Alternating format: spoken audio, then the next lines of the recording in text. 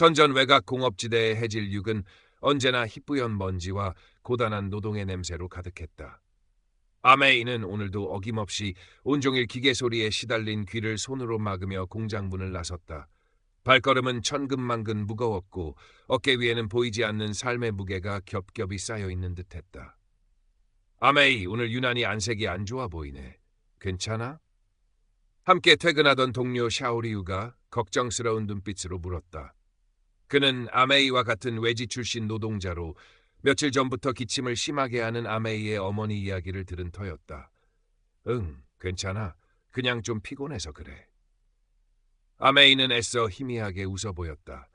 고향에 계신 어머니 약값과 어린 동생들 학비를 생각하면 한숨부터 나왔지만 샤오리우에게까지 걱정을 끼치고 싶지는 않았다. 너는 요즘 일은 할만해? 그럭저럭. 그래도 여기보다는 고향이 낫지. 샤오리우는 먼지가 뽀얗게 쌓인 길바닥을 내려다보며 중얼거렸다. 그의 목소리에는 짙은 향수가 배어 있었다. 짧은 대화를 나누며 그들은 각자의 숙소로 향하는 갈림길에 섰다. 아메이는 손을 흔들어 샤오리우와 헤어진 뒤 좁고 어두컴컴한 골목길로 접어들었다. 양쪽으로는 금방이라도 쓰러질 듯 낡고 허름한 공동 숙소들이 다닥다닥 붙어 있었다. 이곳은 눈부신 발전을 거듭하는 대도시 선전의 화려함 뒤에 가려진 그림자 같은 공간이었다. 창문마다 제각기 다른 사투리가 새어나왔고 음식 냄새와 하수구 냄새가 뒤섞여 코를 찔렀다. 아메이는 자신의 숙소가 있는 3층까지 삐걱거리는 나무 계단을 힘겹게 올라갔다. 방문을 열자마자 퀴퀴한 곰팡이 냄새와 함께 여러 명이 함께 쓰는 방 특유의 답답한 공기가 그녀를 맞았다. 창문이라고는 손바닥만 한 것이 전부였고 그마저도 맞은편 건물 벽에 가로막혀 햇빛 한 줌 제대로 들어오지 않았다. 침대라고 부르기도 민망한 얇은 매트리스 위에 몸을 던지듯 누운 아메이는 가만히 눈을 감았다. 고된 삶 속에서도 언젠가는 이 지긋지긋한 가난에서 벗어나 가족들과 함께 행복하게 살 수 있을 거라는 작은 희망. 그러나 그 희망은 마치 바람 앞의 촛불처럼 위태로워 보였다. 언제 터질지 모르는 불안감이 심장을 짓눌렀다. 잠시 숨을 고른 아메이는 저녁거리를 사기 위해 다시 몸을 일으켰다. 숙소 근처 작은 가게에는 싸구려 생필품과 간단한 먹을거리들이 진열되어 있었다. 그녀는 익숙하게 라면 몇 봉지와 가장 싼 야채 몇 가지를 골랐다. 계산을 하려던 순간 발밑에 떨어진 남성용 지갑이 눈에 들어왔다. 두툼해 보이는 갈색 지갑이었다. 아메이는 순간 망설였지만 이내 지갑을 주워들었다. 주인이 애타게 찾겠지. 그녀는 지갑을 열어 신분증이라도 있는지 확인하려 했다. 바로 그때였다. 거기 너 지금 뭐 하는 거야? 날카롭고 위압적인 목소리가 등 뒤에서 들려왔다. 깜짝 놀란 아메이가 황급히 뒤를 돌아보자 깔끔한 제복 차림의 경찰 한 명이 험악한 표정으로 그녀를 노려보고 있었다. 30대 후반에서 40대 초반으로 보이는 그는 건장한 체격에 냉정하고 날카로운 눈빛을 하고 있었다. 그의 가슴에는 왕준이라고 적힌 이름표가 달려 있었다. 이건... 아메이는 당황해서 말을 더듬었다. 방금 주웠어요. 주인 찾아주려고. 왕진은 아메이의 말을 믿지 않는다는 듯 비웃음을 흘렸다.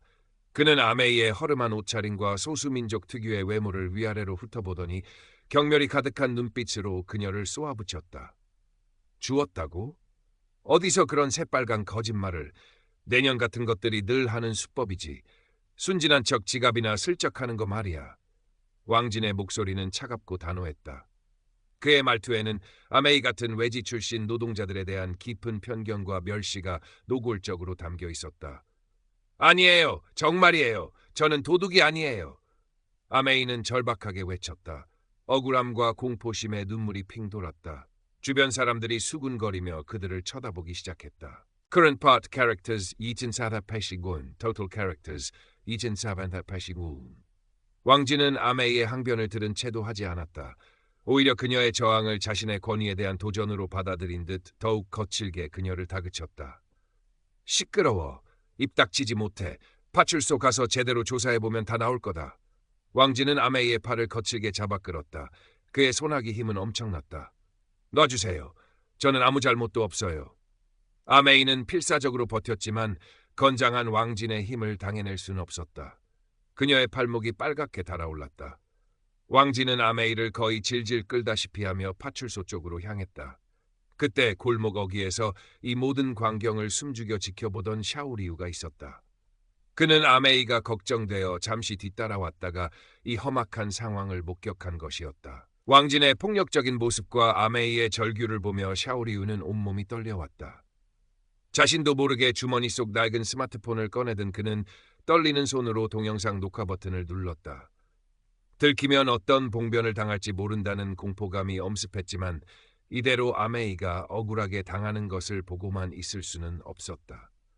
짧은 순간이었지만 왕진이 아메이에게 폭언을 하며 강제로 끌고 가는 장면이 고스란히 영상에 담겼다. 파출소 안은 차갑고 위압적인 공기가 흘렀다. 아메이는 작은 취조실 의자에 웅크리고 앉아 공포에 떨었다. 왕진은 맞은편에 앉아 다리를 꼬고 그녀를 비웃듯이 내려다보았다. 그는 제대로 된 조사나 질문도 없이 아메이를 이미 범죄자로 단정짓고 있었다. 내까짓 게 어디서 감히 경찰한테 대들어? 순순히 자백하면 조금은 봐줄 수도 있는데 계속 그렇게 버티면 재미없을 줄 알아. 왕진은 손가락으로 책상을 탁탁 치며 아메이를 심리적으로 압박했다. 그의 눈빛은 마치 사냥감을 앞에 둔 맹수처럼 번뜩였다. 아메이는 아무 말도 할 수 없었다. 그저 흐느끼는 소리만이 새어나올 뿐이었다.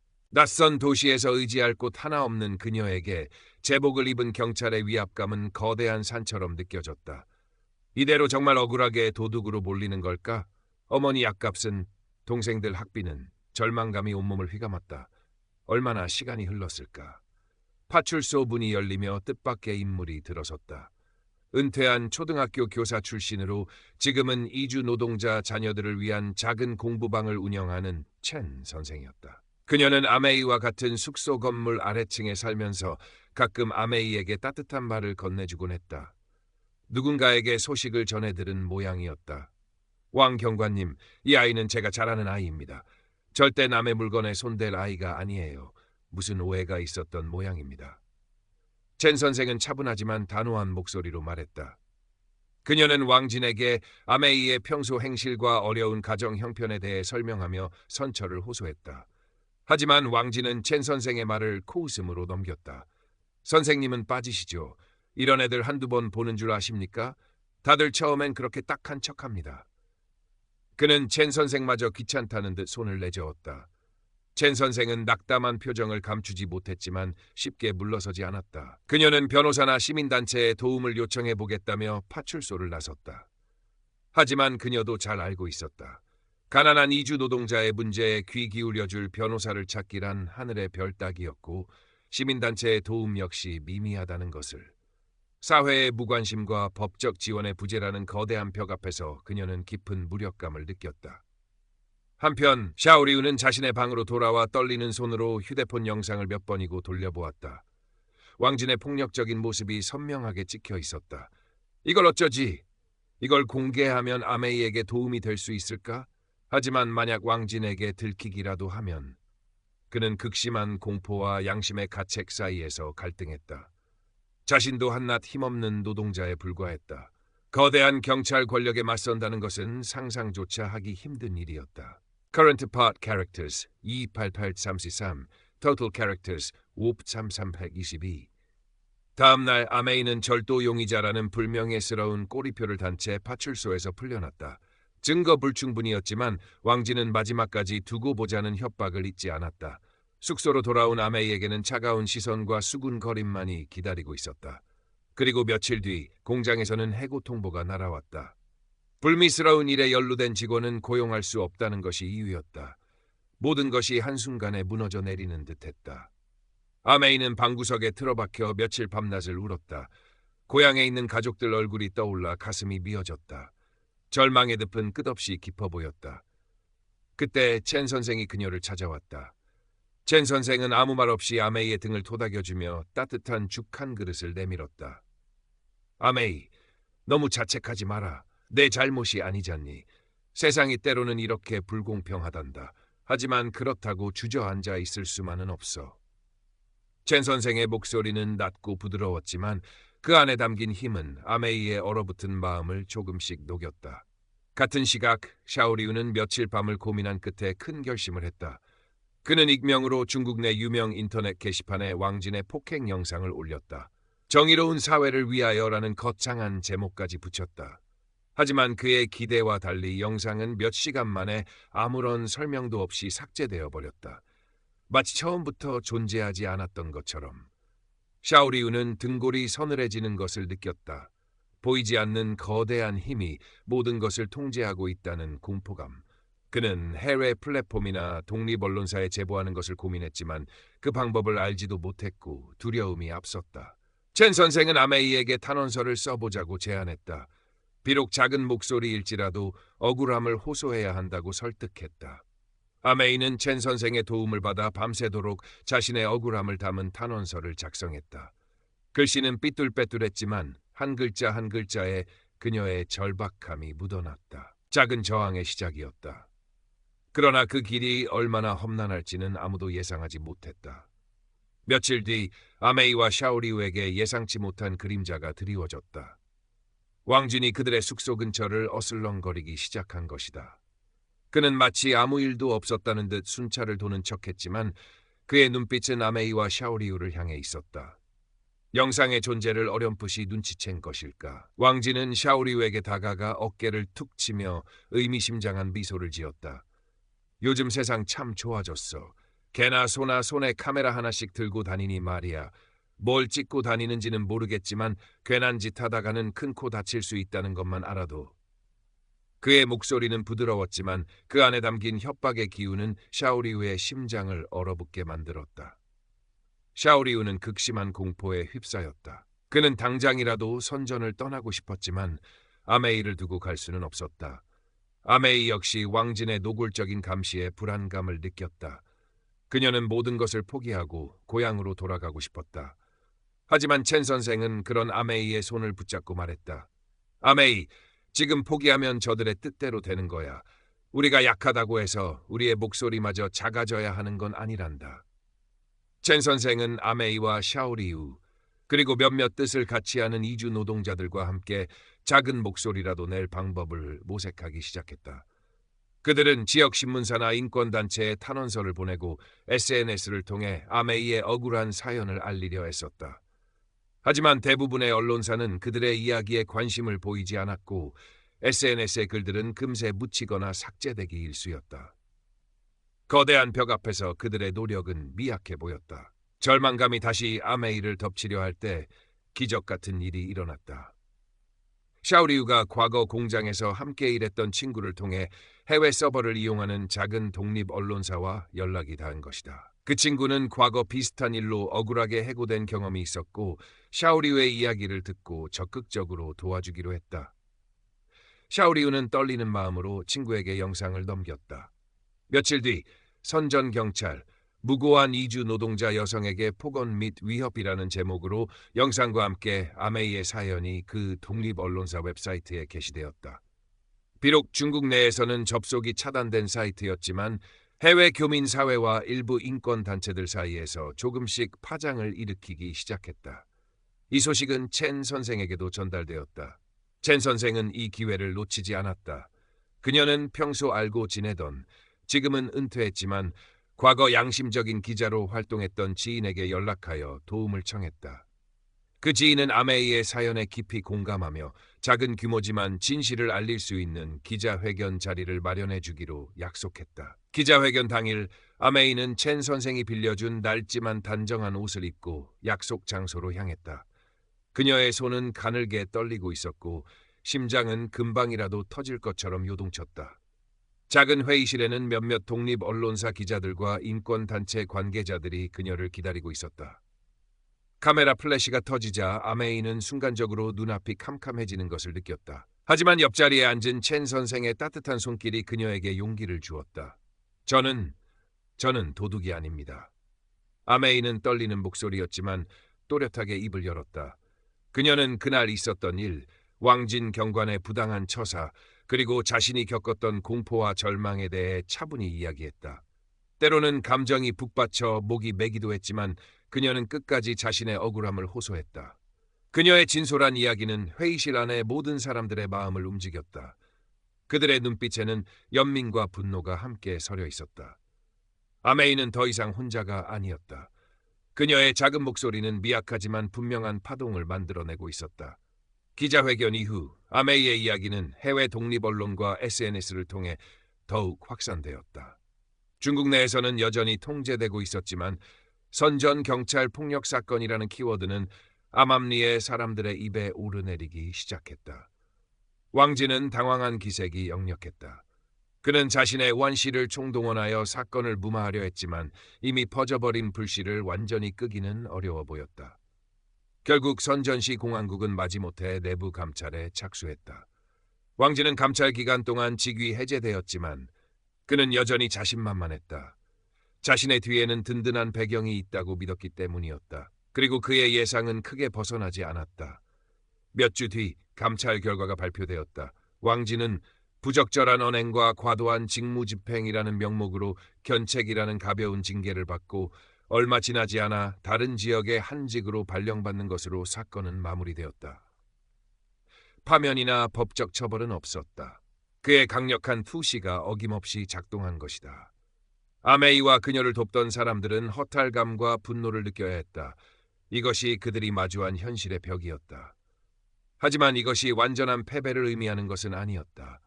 왕진의 이름과 얼굴은 이미 적지 않은 사람들에게 알려졌고 그의 평판에는 지울 수 없는 흠집이 갔다. 그리고 무엇보다 아메이의 용기 있는 저항은 그에게 예상치 못한 일격을 가한 것이 분명했다. 사건은 사회적으로 큰 파장을 일으키지는 못했지만 이주 노동자 및 소수민족의 인권 문제에 대한 단기적인 관심을 불러일으키는 데는 성공했다. 몇몇 시민단체에선 관련 캠페인을 벌이기도 했고 아메이와 비슷한 처지에 놓인 사람들의 제보가 이어지기도 했다. 아주 작지만 의미 있는 변화의 씨앗이 뿌려진 것이다. 아메이는 이전 공장으로 돌아갈 수는 없었다. 이미 문제아로 낙인 찍힌 그녀를 받아주는 곳은 없었다. 하지만 첸 선생의 도움으로 그녀는 작은 식당에서 허드레디를 하는 일자리를 구할 수 있었다. 여전히 가난하고 힘든 삶이었지만 아메이의 눈빛은 이전과 달랐다. 그녀는 더 이상 무력하게 눈물만 흘리던 과거의 아메이가 아니었다. 불의에 맞서 싸웠던 경험은 그녀를 더욱 강인하게 만들었고 세상에 대한 새로운 시각을 갖게 했다. 가끔 그녀는 첸 선생의 공부방에 들러 아이들에게 글을 가르치는 것을 돕기도 했다. 아이들의 맑은 눈망울을 보며 아메이는 그들이 자신과 같은 억울한 일을 겪지 않는 세상을 만들어야 한다는 작은 소망을 품었다. 샤오리우는 사건 이후 잠시 몸을 숨겼다가 다른 도시의 공장으로 일자리를 옮겼다. 그는 떠나기 전 아메이에게 짧은 편지를 남겼다. 내 용기 덕분에 나도 조금은 강해진 것 같아. 어디에 있든 항상 너를 응원할게. 어느덧 시간이 흘러 도시의 밤은 여전히 화려한 불빛으로 가득했지만 아메이는 더 이상 그 불빛 아래에서 절망만을 느끼지 않았다. 그녀는 자신의 방 작은 창문으로 멀리 보이는 도시의 야경을 바라보았다. 그 야경 속에는 수많은 아메이와 샤오리우가 고된 하루를 마치고 잠 못 이루고 있을 터였다. 아메이는 나지막이 혼잣말을 했다. 이것은 끝이 아니야. 이제부터 시작이야. 그녀의 목소리는 바람에 흩날리는 먼지처럼 미약했지만 그 안에는 꺾이지 않는 희망과 굳은 결의가 담겨 있었다. 그녀의 작은 싸움은 아직 끝나지 않았다. 그리고 어쩌면 그녀의 작은 용기가 다른 누군가에게 또 다른 용기의 불씨를 지폈을지도 모르는 일이었다. 선전의 밤하늘 아래 아메이는 다시 한번 자신의 두 주먹을 꼭 쥐었다. 그녀의 마음속에는 이미 다음 걸음을 내디딜 준비가 되어 있었다. 그녀는 더 이상 혼자가 아니었고 세상의 모든 불의에 맞서 싸울 준비가 되어 있었다. 비록 그 길이 멀고 험할지라도 그녀는 결코 포기하지 않을 것이었다. 아메이는 책상 서랍에서 낡은 사진 한 장을 꺼냈다. 고향에 있는 어린 동생들의 해맑은 웃음이 담긴 사진이었다. 사진 속 동생들의 눈망울은 밤하늘의 별처럼 반짝였다. 아메이는 그 별빛을 따라 아주 조금씩이라도 앞으로 나아갈 것이라고 다짐했다. 그녀의 삶은 여전히 고되고 불안정했지만 그녀의 마음속에는 그 어떤 시련에도 꺼지지 않을 작은 등불 하나가 밝혀져 있었다. 그 등불은 바로 정의에 대한 믿음과 인간으로서의 존엄성이었다. 선전의 밤은 깊어갔지만 아메이의 방에는 새벽이 올 때까지 희미한 불빛이 꺼지지 않았다. 그녀는 늦은 밤까지 무언가를 적고 있었다. 어쩌면 그것은 또 다른 탄원서일 수도 혹은 자신과 같은 처지의 사람들에게 보내는 편지일 수도 있었다. 분명한 것은 그녀는 더 이상 침묵하지 않으리라는 것이었다. 그녀의 펜 끝에서 새로운 이야기가 시작되고 있었다. 몇 달 후 아메이는 첸 선생의 소개로 이주 노동자들을 돕는 작은 비영리 단체에서 자원봉사를 시작했다. 정식 직원은 아니었지만 그녀는 자신의 경험을 바탕으로 법률 상담을 받으러 오는 사람들에게 용기를 주고 그들의 이야기를 들어주었다.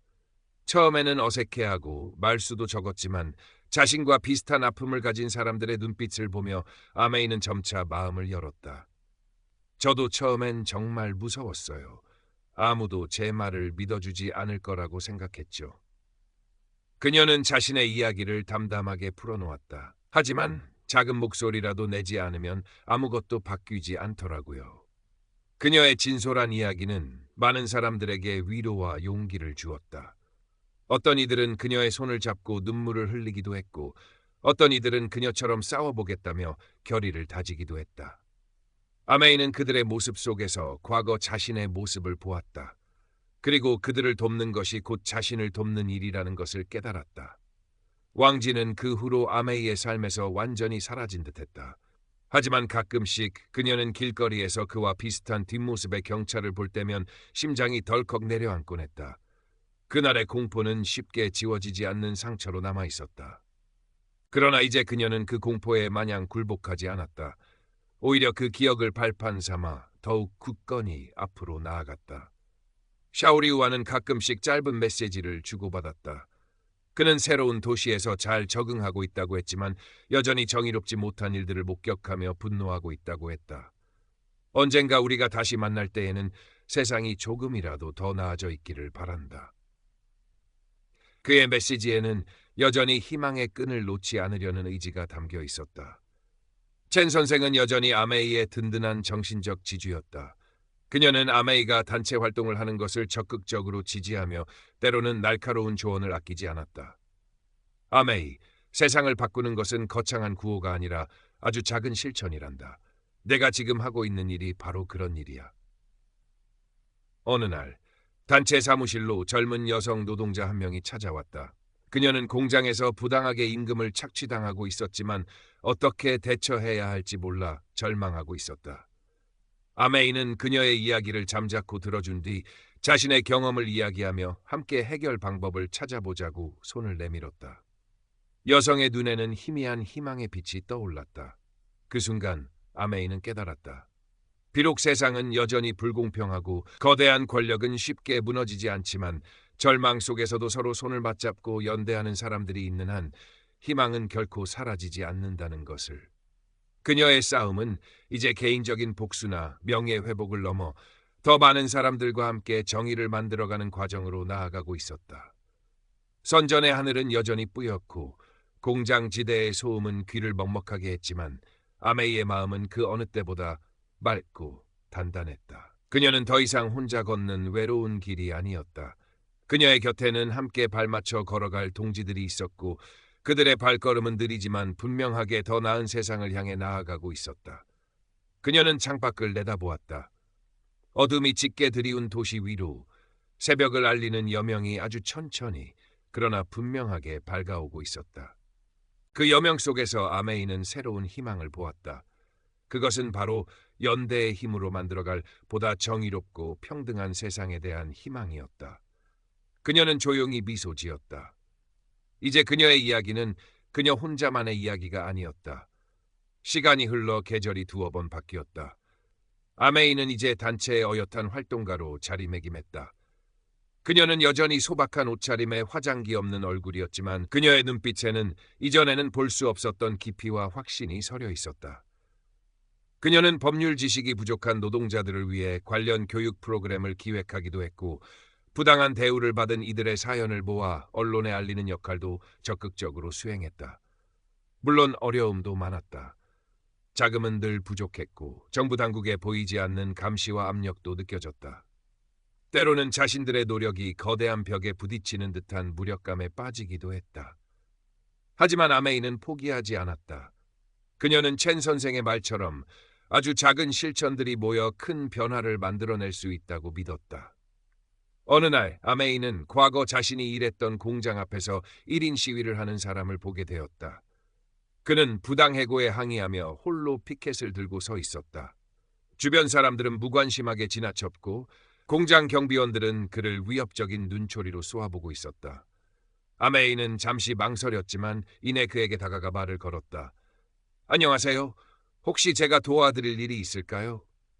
남자는 경계심 가득한 눈으로 아메이를 쳐다보았다.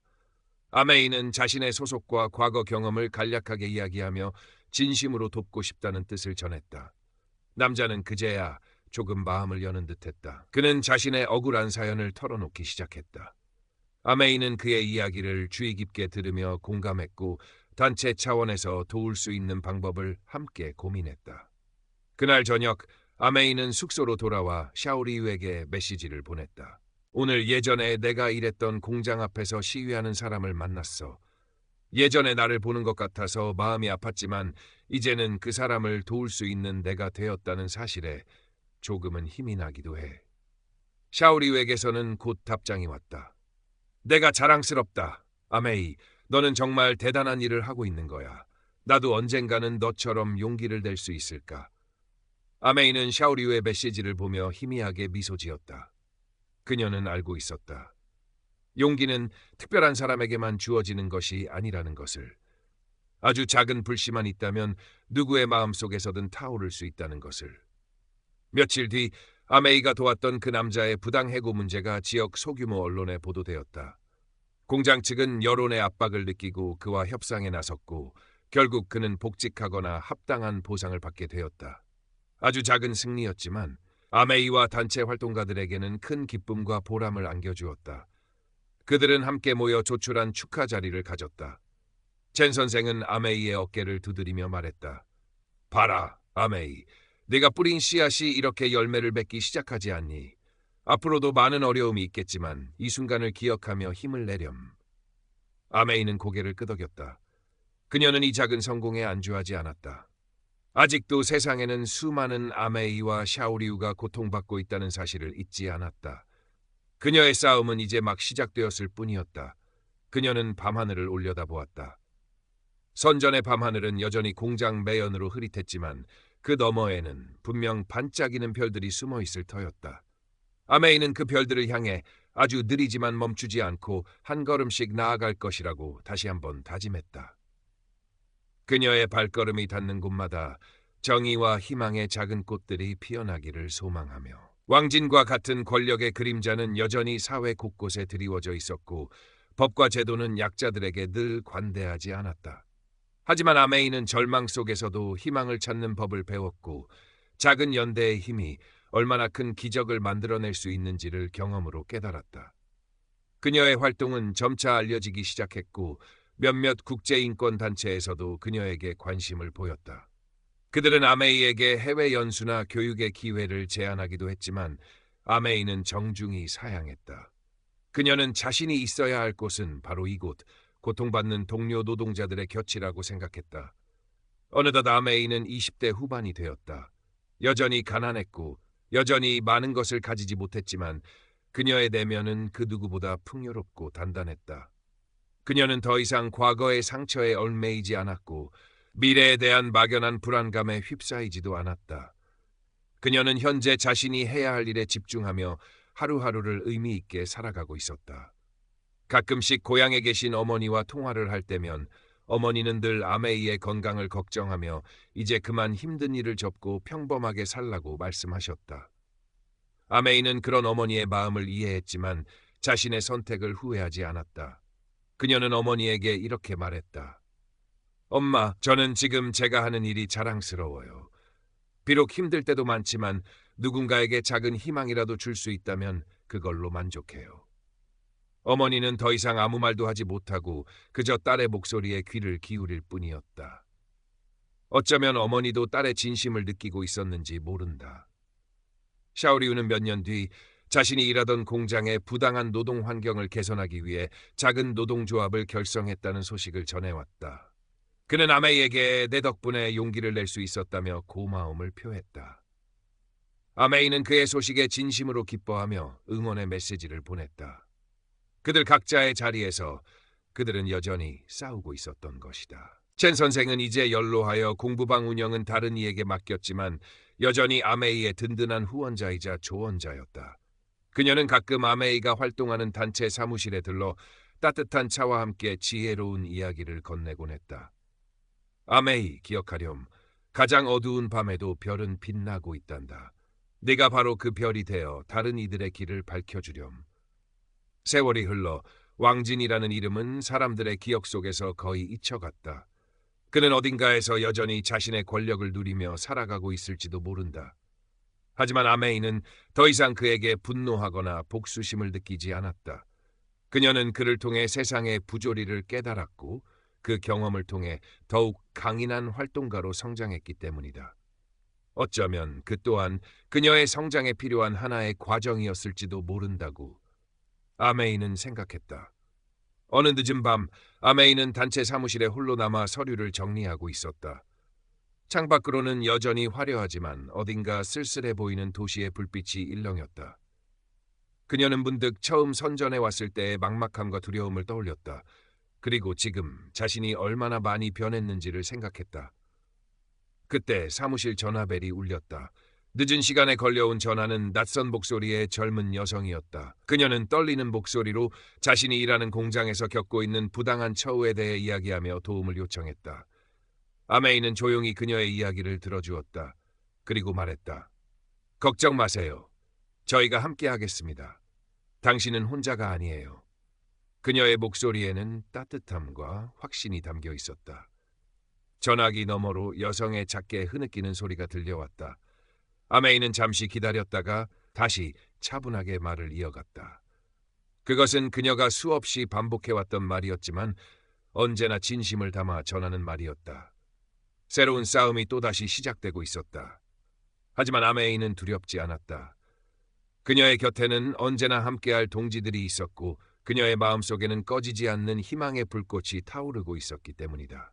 선전의 밤은 깊었지만 그녀의 눈빛은 새벽의 여명처럼 빛나고 있었다.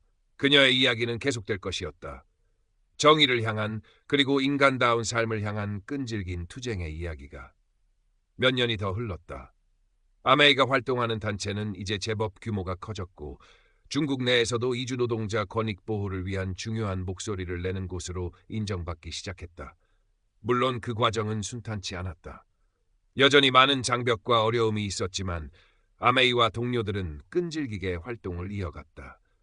그녀는 이제 더 이상 현장에서 직접 발로 뛰는 일보다는 정책 제안이나 교육 프로그램 개발, 그리고 젊은 활동가들을 양성하는 일에 더 많은 시간을 할애했다. 그녀의 경험과 지혜는 새로운 세대의 활동가들에게 큰 영감이 되었다. 어느 날 단체에선 지난 활동들을 돌아보고 미래를 계획하는 작은 워크숍을 열었다. 아메이는 그 자리에서 자신의 이야기를 다시 한번 나누었다. 처음 선전에 와서 겪었던 억울한 일, 왕진 경관과의 악연, 그리고 그 후로 자신이 걸어왔던 길에 대해서. 그녀의 이야기는 이제 전설처럼 여겨지기도 했지만 아메이는 언제나 담담하게 그리고 솔직하게 자신의 경험을 이야기했다. 저는 그때 정말 아무것도 가진 것이 없었어요. 돈도 힘도 아는 사람도 없었죠. 하지만 저에게는 지키고 싶은 존엄성이 있었고 저를 믿어주는 사람들이 있었어요. 그것이 제가 포기하지 않고 싸울 수 있었던 이유입니다. 그녀의 말에 젊은 활동가들은 깊은 감명을 받은 듯 숙연해졌다. 그들은 아메이가 겪던 고통과 용기에 존경심을 표하며 자신들도 그녀처럼 꿋꿋하게 활동해 나갈 것을 다짐했다. 워크숍이 끝나고 아메이는 오랜만에 첸 선생을 찾아갔다. 첸 선생은 이제 백발이 성성한 할머니가 되어 있었지만 여전히 맑은 눈빛과 따뜻한 미소를 간직하고 있었다. 두 사람은 예전처럼 차를 마시며 조용히 담소를 나누었다. 선생님, 제가 잘하고 있는 걸까요? 가끔은 제가 하는 일이 너무 작고 보잘것없게 느껴질 때가 있어요. 아메이는 문득 속마음을 털어놓았다. 첸 선생은 부드럽게 아메이의 손을 잡으며 말했다. 아메이, 바다를 이루는 것도 결국은 작은 물방울들이란다. 네가 하는 모든 일들이 모여서 언젠가는 큰 변화의 물결을 만들어낼 거야. 그러니 너무 조급해하지도 너무 자책하지도 말거라. 그저 네가 옳다고 믿는 길을 묵묵히 걸어가면 된단다. 첸 선생의 말은 언제나처럼 아메이에게 큰 위안과 용기를 주었다. 그녀는 다시 한번 마음을 다잡았다. 얼마 뒤 아메이는 한 국제인권 포럼에 초청받아 연설을 하게 되었다. 그녀는 그 자리에서 중국 이주 노동자들의 현실과 그들의 권익 보호를 위한 노력을 전 세계에 알렸다. 그녀의 연설은 많은 이들에게 깊은 인상을 남겼고 국제적인 연대의 필요성을 다시 한번 환기시키는 계기가 되었다. 왕준이라는 이름은 이제 아메이의 기억 속에서도 희미해져 갔다. 그는 아마도 자신이 저질렀던 과거의 잘못을 잊고 살아가고 있을 터였다. 하지만 아메이는 그를 용서하거나 잊으려고 애쓰지 않았다. 그저 자신의 삶을 통해 그리고 자신의 활동을 통해 그와 같은 부조리가 반복되지 않는 세상을 만들기 위해 노력할 뿐이었다. 그녀의 싸움은 여전히 현재 진행형이었다. 하지만 이제 그녀는 더 이상 외롭거나 두렵지 않았다. 그녀의 곁에는 수많은 동지들이 있었고 그녀의 마음속에는 세상을 바꿀 수 있다는 굳건한 믿음이 자리 잡고 있었기 때문이다. 선전의 밤하늘 아래 아메이는 오늘도 새로운 하루를 준비하고 있었다. 그녀의 이야기는 아직 끝나지 않았다. 그것은 절망 속에서 피어난 희망의 이야기였고 작은 개인의 용기가 만들어낸 위대한 연대의 서사시였다. 그리고 그 이야기는 앞으로도 계속해서 쓰여나갈 것이었다. 더 나은 세상을 꿈꾸는 모든 이들의 가슴 속에서. Current Part Characters 약 7 Total Characters 2,463 어느덧 시간은 쏜살같이 흘러 아메이는 중년에 접어들었다. 그녀의 얼굴에는 세월의 흔적이 잔주름으로 새겨졌지만 형형한 눈빛만은 젊은 시절 그대로였다. 그녀가 헌신했던 단체는 이제 중국 내에서 가장 영향력 있는 노동인권 단체 중 하나로 성장했고 그녀는 그 단체의 상징적인 인물이 되어 있었다. 그녀는 더 이상 현장의 최전선에서 직접 뛰지는 않았지만 여전히 정책 연구와 후배 활동가 양성에 매진하며 보이지 않는 곳에서 묵묵히 자신의 역할을 수행했다. 그녀의 이름은 이제 중국 노동운동의 역사에 작지만 의미 있는 한 페이지를 장식하고 있었다. 가끔씩 그녀는 샤오리우와 연락을 주고받았다. 그는 자신의 도시에서 작은 노동 상담소를 운영하며 여전히 노동자들의 편에 서서 활동하고 있었다.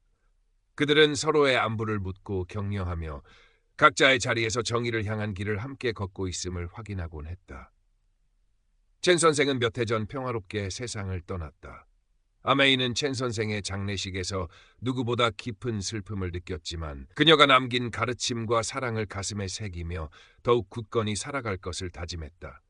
첸 선생은 아메이에게 단순한 조력자를 넘어 인생의 등대와 같은 존재였다.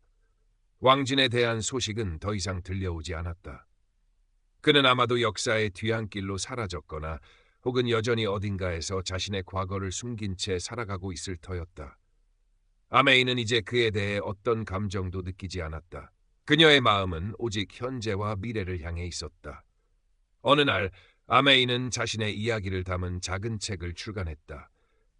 책에는 그녀가 선전에 처음 와서 겪었던 억울한 사건부터 시작하여 그 후로 노동운동에 헌신하며 겪었던 수많은 경험과 생각들이 진솔하게 담겨 있었다. 그녀는 책의 서문에 이렇게 적었다. 이 책을 읽는 모든 이들에게, 특히 절망 속에서 홀로 힘겨워하는 모든 아메이들에게 작은 용기와 희망이 전해지기를 바란다.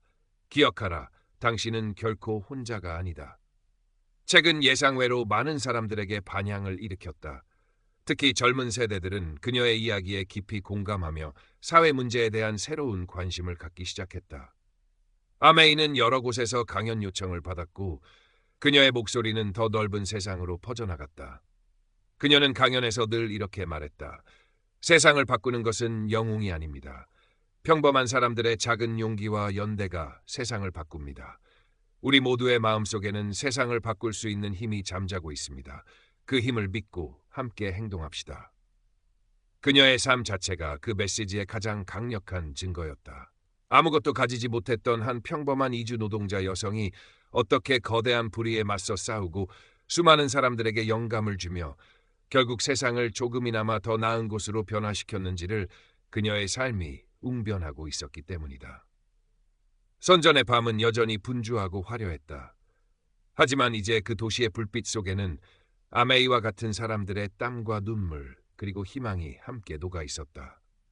그녀가 뿌린 작은 씨앗들은 이제 울창한 숲을 이루기 시작했고 그 숲은 더 많은 사람들에게 그늘과 쉼터를 제공할 것이었다. 아메이는 자신의 사무실 창가에 서서 멀리 도시의 야경을 바라보았다. 그녀의 입가에는 잔잔한 미소가 떠올랐다. 그녀의 싸움은 아직 끝나지 않았지만 그녀는 더 이상 두렵거나 외롭지 않았다. 그녀의 마음속에는 언제나 함께하는 동지들과 결코 꺼지지 않는 희망의 불꽃이 타오르고 있었기 때문이다. 그녀의 이야기는 그렇게 시대를 넘어 계속해서 이어질 것이었다. 정의와 인간 존엄성을 향한 아름답고도 숭고한 투쟁의 이야기로. 어느덧 세월은 더욱 흘러 아메이는 백발이 성성한 노인이 되었다. 하지만 그녀의 눈빛은 여전히 젊은 날의 총기를 잃지 않았고 목소리에는 변함없는 확신과 열정이 담겨 있었다. 그녀가 평생을 바쳐 일궈온 노동인권 단체는 이제 중국을 넘어 국제적으로도 큰 영향력을 행사하는 조직으로 성장해 있었다. 그녀는 일선에서는 물러났지만 여전히 단체의 정신적 지주로서 후배 활동가들에게 영감과 지혜를 나누어주고 있었다. 가끔씩 그녀는 자신의 삶을 되돌아보곤 했다. 선전의 허름한 공장지대에서 꿈 많던 젊은 시절, 왕진 경관에게 당했던 억울한 일, 그리고 그 후로 쉼없이 달려왔던 투쟁의 시간들. 그 모든 순간들이 주마등처럼 스쳐 지나갔다. 후회는 없었다. 비록 힘들고 고통스러운 시간도 많았지만 그녀는 자신이 선택한 길을 걸어왔고 그 길 위에서 수많은 소중한 인연들을 만났으며 작은 변화들을 만들어냈기 때문이었다. 샤오리우와는 이제 할아버지가 되어 가끔씩 영상통화로 서로의 건강을 챙기며 예지이야기를 나누곤 했다. 그들은 여전히 서로에게 가장 든든한 동지이자 친구였다. 우리가 그때 그런 용기를 내지 않았다면 지금 세상은 어땠을까? 샤오리우의 말에 아메이는 빙긋 웃으며 대답했다. 글쎄, 아마 조금은 더 어두웠겠지. 하지만 중요한 건 우리가 용기를 냈다는 사실이야. 왕진이라는 이름은 이제 정말로 까마득한 과거의 일이 되었다. 그는 이미 세상을 떠났을 수도 있고 혹은 어딘가에서 초라한 노년을 보내고 있을지도 몰랐다. 아메이는 더 이상 그에 대해 어떤 관심도 갖지 않았다. 그녀의 마음은 오직 현재와 미래, 그리고 아직도 세상 곳곳에서 고통받고 있을 수많은 약자들을 향해 있었다. 어느 날 한 젊은 기자가 아메이를 찾아와 그녀의 삶에 대한 다큐멘터리를 만들고 싶다고 제안했다. 아메이는 처음에는 망설였지만 자신의 이야기가 또 다른 누군가에게 작은 용기가 될 수 있다면 좋겠다는 생각에 결국 수락했다. 촬영은 몇 달에 걸쳐 진행되었고 그 과정에서 아메이는 자신의 삶을 더욱 깊이 성찰하는 계기를 갖게 되었다. 다큐멘터리가 방영된 후 엄청난 반향이 일어났다. 특히 젊은 세대들은 아메이의 삶에 깊은 감동을 받았고 그녀를 시대의 양심이자 진정한 영웅으로 칭송했다. 하지만 아메이는 그런 찬사에 겸손하게 손을 내저으며 말했다. 저는 영웅이 아닙니다. 그저 제가 옳다고 믿는 일을 했을 뿐입니다. 진정한 영웅은 이름 없이 자신의 자리에서 묵묵히 정의를 위해 애쓰는 모든 평범한 사람들입니다. 그녀의 말은 다시 한번 많은 이들에게 큰 울림을 주었다. 어느덧 그녀의 삶도 황혼기에 접어들고 있었다. 하지만 아메이는 마지막 순간까지 자신이 할 수 있는 일을 멈추지 않았다. 그녀는 자신의 모든 재산을 단체에 기부했고 마지막 힘을 다해 후배 활동가들을 격려하고 지지했다. 임종을 앞둔 어느 날 아메이는 창밖으로 보이는 선전의 밤하늘을 가만히 응시했다. 그녀가 처음 이 도시에 왔을 때와는 비교할 수 없을 만큼 발전하고 화려해진 도시였지만 그 이면에는 여전히 수많은 그늘과 아픔이 존재하고